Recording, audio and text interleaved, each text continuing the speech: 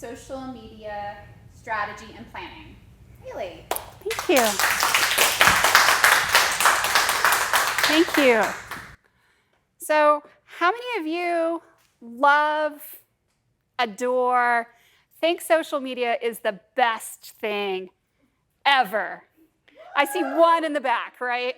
And everybody else is like cautiously like hiding under their seats and trying to hide, because most business owners do not find social media fun or easy or interesting or engaging, and it is something that they just have to do, and it drives them nuts. I get it. I understand. I kind of feel sometimes like the cobbler's children have no shoes, even though we do social media for our clients. We're going to be talking about social media strategy and planning.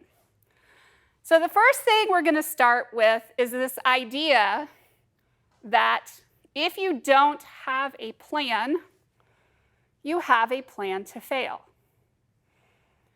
And this is the first and biggest problem that gets most small business owners, because they want to fly by the seat of their pants. They want to come up with the special of the day or the thing that they're doing, and they don't want to be bound by all of these crazy schedules and all of this stuff, and all this planning stuff is just icky. Why would I spend all my time doing all this? It's a waste, right? The reality for most small business owners is that if you don't plan, you're not going to. You're not going to post. How many of us have started on Sunday and we're like, great, I'm going to make a fabulous new start on all things social media and I'm going to be posting everywhere? Awesome. I managed to do it on Sunday. I managed to do it on Monday. And then by Tuesday morning, I wake up and I'm like, maybe I'll just skip today. Then we managed to hit Wednesday. We skipped Thursday, Friday, Saturday, and then we realized it's been a week since we last posted on our social media. And that is not exactly a recipe for a winning combination. So the first thing I tell my small business owners is you need a plan. And the first and easiest way to start with planning is to have a theme. Whether you have a day of the week theme, or whether you have a weekly theme or a monthly theme. One of the things I recommend for a lot of my clients is, okay, February is Valentine's Day. March is St. Patrick's Day. And in fact, you can go on to daysoftheyear.com and pick out all of these wonderful national holidays. And you can use those to fill in the ones that are the most pertinent to your business. So voila, you have a recipe for a beginning social media plan for your business and a beginning marketing plan. Because like I said, if you don't have a plan, you have a plan to fail. So let's talk a little bit about some of the working on social media general tips. And this is going to be a lot of stuff here. And I get it. The first rule of social media is this. People go on to social media to be social, not to be sold to. People wonder, small business owners wonder why they put up their special du jour. I'm selling my earrings today. I'm selling this. I'm selling that. And the post reach for that post is 3. One of them was their mother. It's really hard when you're a small business owner, especially on Facebook, Twitter, Instagram, LinkedIn, because every single one of these platforms is measuring the reactions to your posts. The more reactions, the more engagement you get on your posts, the more you're going to have. It's a virtuous cycle. The fewer reactions you get, the fewer you're going to have. And it is a frustrating cycle. I fight the good fight daily for my clients, trying to get more reach, trying to help them reach more people, trying to pique a little bit of interest. But it all boils down to that rule. People go onto social media to be social, not to be sold to. Now, they may decide that they really like that designer handbag that you're sharing that picture of, or something else, and they may decide to buy. So you do have opportunities to sell. The other thing, too, about social media is that it's not necessarily going to drive tons of foot traffic into your business. But it will help serve as a way to give you authenticity, to give you credibility with prospective clients. If somebody is looking for you online and they can't find you anywhere, chances are they're going to go to the next available vendor who is likely posting at least something on social media. Because the first thing people are going to do when they hear about your business is they're going to Google you. They're going to look for you. Is there something out there for them to interact with?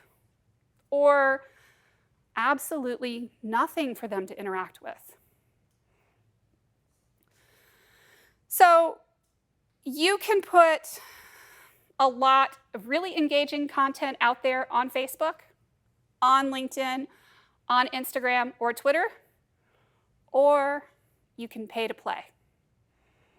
The best strategies for most people involve a combination of both paying to play, i.e. targeted advertising campaigns. Please back away from the boost button. That's just like going to Vegas and playing with that big old slot machine and going, cha-ching, yeah, there went another 10 bucks. Cha-ching, there went another $25. And you're just handing Facebook tons and tons of money. Cha-ching! You might as well at least have some fun while you're at it. So, use targeted Facebook ads campaigns, not the boost buttons. The next thing that I want to encourage you guys to do is if somebody comments on a post, reply back like you're a real person. It's really easy. It's really tempting to just schedule content to go out. Cha-ching, cha-ching, cha-ching, cha-ching. It's really easy with a social media scheduler. I use Meet Edgar. I use Social Pilot. Content just goes pumping right out. Cha-ching, cha-ching. It's totally easy to forget that your social media accounts even exist. The problem is that your customers are looking for the human on the other side. They're trying to connect with a real human. They're trying to connect with a person.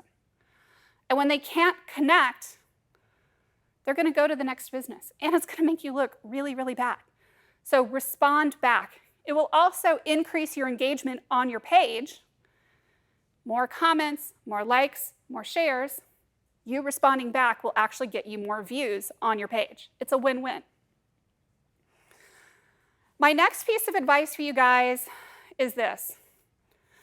Please, for the love of bacon, don't open a social media account unless you're actively going to monitor it. I see some nods in the audience. Y'all know what I'm talking about. We've all messaged that business hoping to get a response because, hey, they have a LinkedIn account. Hey, they have a Facebook account. I just wanted to get in touch with them to get a quote for my business. And they never responded back. Yeah, that's really great for your reputation. If you're not going to monitor the account and you're not going to pay attention to it, don't put it up in the first place. I see lots of website designers, lots of social media gurus who throw it in for this package that they sell their clients. Hey, we're going to set up all of your social media accounts for you everywhere.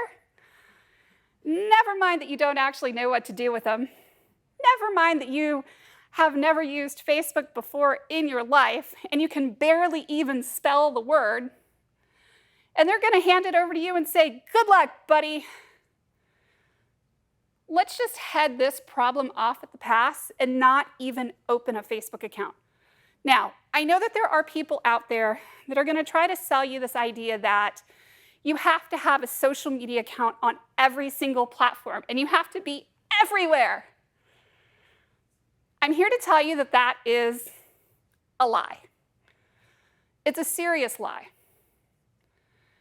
And even though I have over 150,000 followers on different social media platforms, I will tell you that I am far more active on some platforms than others.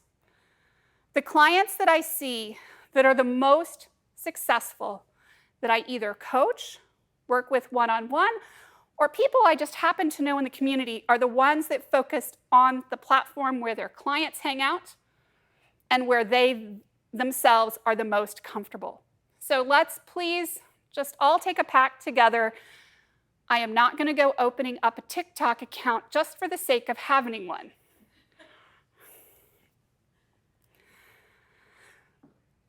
One of the things that I think is a little bit of an exception here, and that you do absolutely need to learn to love, even if you don't love Google.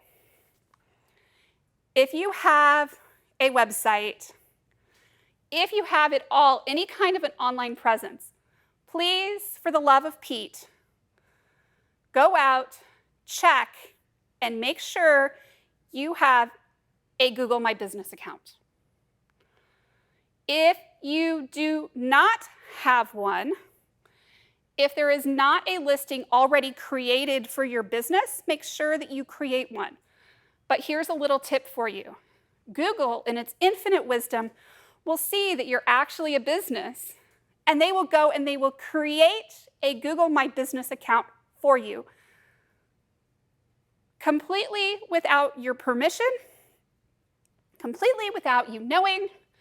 And the next thing you know, you've got this random ghost Google My Business account over here floating off in nowhere.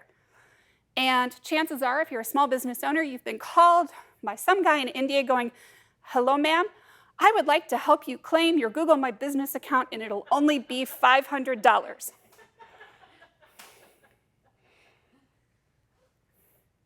Hang up the phone really fast.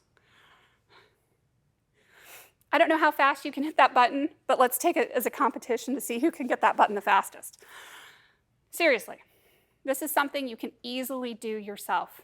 If not, just call me. I'll be happy to walk you through it. It is super easy to do. It takes less than 5 minutes. But you need to have ownership of that Google My Business account before somebody goes and leaves you all of these wonderful one-star reviews out there that you never knew existed. And yes, I've had that happen to clients. Make sure that you have ownership of all of your social media accounts, that you have access of all of your social media accounts, and that you know how to get into them. This is super important. And as part of your beer truck plan, i.e. you go outside and you get run over by a beer truck, whoever is successor to you in your business also knows how to get into those accounts. Because once you lose access, it can be really, really difficult to get back in. And trust me, it can take hundreds of hours and be the most frustrating thing ever and makes me just want to cry for my clients. I've had clients who have lost access to accounts for a variety of reasons, and it has cost them hundreds of thousands of dollars. No joke. Small business owners, and it has literally cost them their livelihoods. One of the things you need to do for social media, this doesn't sound like social media, but it is, make sure you check all of your online business listings. Waze, Apple, Google. Make sure that all of your business listings are correct everywhere. Make sure that the address and the phone number that are listed are correct for your business. What you can see happen sometimes is if it's wrong in one place, the apps will sometimes get smart and they start propagating the wrong information elsewhere. I once had an attorney who was a client who had an office that was like a temporary office space in downtown Raleigh, but they were in Cary. That temporary office space showed up one day on Google as an alternate location. We shut it down, and that sucker kept popping up again over and over and over again everywhere we looked. It was like the worst case of whack-a-mole I think I've ever seen. And then it wants to like propagate itself onto your Facebook account, onto your LinkedIn account, onto your Google My Business account. It goes everywhere. So pay attention to your business listings and make sure that they're correct. Check your social media accounts often. Y'all, I'm not sure, but I think that there might be this drinking game going on at Facebook and Google right now. And it's been going on a little while. It's called, What Can We Screw Up Today? You log onto your account, and boom, half of your business page has shifted. Your header graphic is hanging off to the side, looking really snazzy. It makes your business look so reputable and so professional. This goes back to that rule about not having accounts that you're not monitoring.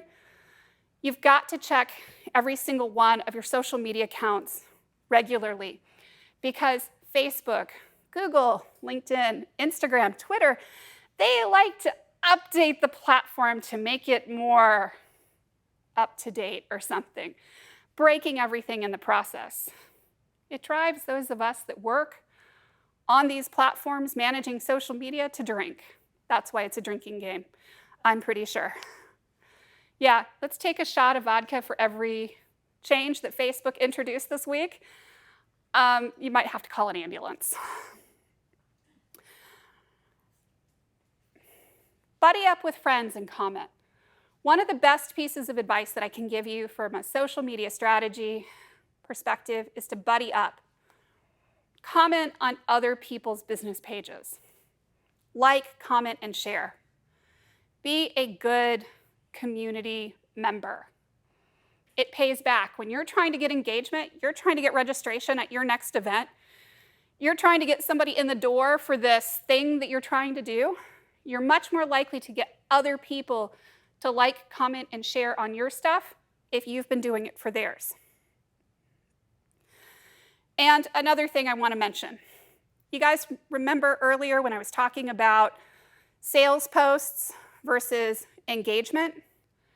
Sales posts tend to tank your engagement, almost inevitably.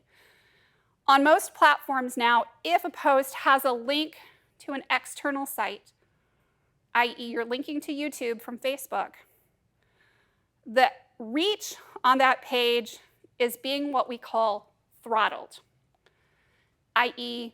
very few people are seeing it. So you need to make your sales posts 1 in 8, 1 in 5 posts or fewer so that you're actually getting engagement on your page. Because when you get engagement, you're more likely to have people come to your page, check you out, and go look at your website. One of the questions y'all are probably going to ask me is, how often should I post? Well, the short answer is regularly. On LinkedIn, you want to post at least twice a week. On Facebook, it depends. How many followers do you have on your page? How much reach are you getting on your posts? Once a day could be sufficient. 3 to 4 times a day is usually better. You really do get 3 to 4 times the reach by posting 3 to 4 times a day on Facebook. But you have to test it. It's not like I can sit here and say, yeah, you have 53 followers on your page, post once a day. If it were that easy, I'd be a millionaire many, many times over. I wish it were. I wish they would just publish what the rates were, but they don't. So make sure you're posting regularly. Make sure you're testing. One of the things that you will get back in feedback from every single social media platform, whether it's Facebook, LinkedIn, Snapchat, Twitter, YouTube, is that there will come a point where you get more and more and more and more engagement. And it's like going up a roller coaster ride. And then there's going to be a point where you hit that top and you hit that crest and you come running down. And you're going to know when you've gone running down because it's going to reflect that in your numbers. Post regularly, be real, be a real human. That's all I ask for people on social media. And show up and have a really good time, and try not to make it too much work. Thank you.